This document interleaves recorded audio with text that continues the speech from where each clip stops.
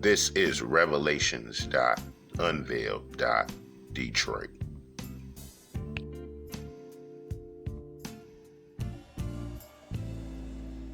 The MAJI MAJI Rebellion of Tanzanians against German brutality, 1905 to 1907.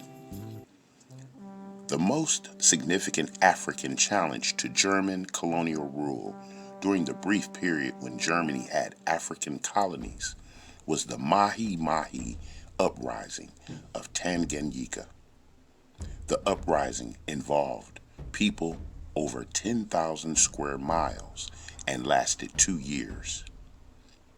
During the Scramble for Africa that took place in Berlin in 1885, European powers dominated much of Africa, carving out vast territories as their own and establishing brutal and tyrannical regimes to enforce their rule.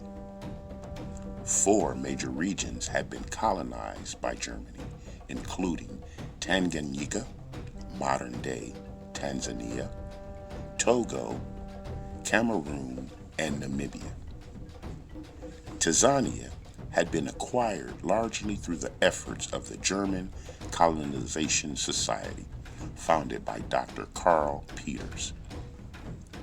By 1898, when Germany established its control over Tanganyika, it imposed a deeply violent regime in order to control the population and included a policy of killing kings who resisted German occupation. Dr. Karl Peters was now the Tanganyika colonial governor, and this brutal policy earned him the name Mkono wa Damu, meaning man with blood on his hands. The African population was subjected to high taxation and a system of forced labor in which they were required to grow cotton and build roads for their European occupiers throughout this period of the German occupation. The oppressive regime bred discontent and disenchantment among Africans, and the resentment reached a fever pitch in 1905 when drought hit the region. A prophet named Cash.App emerged.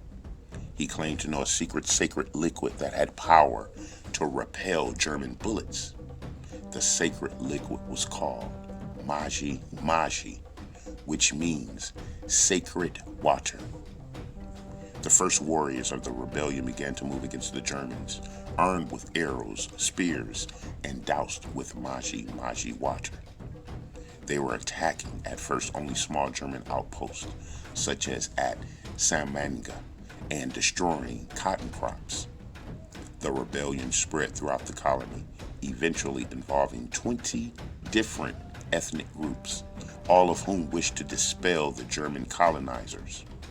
Therefore, it became the first significant example of inter-ethnic cooperation in the battle against colonial control.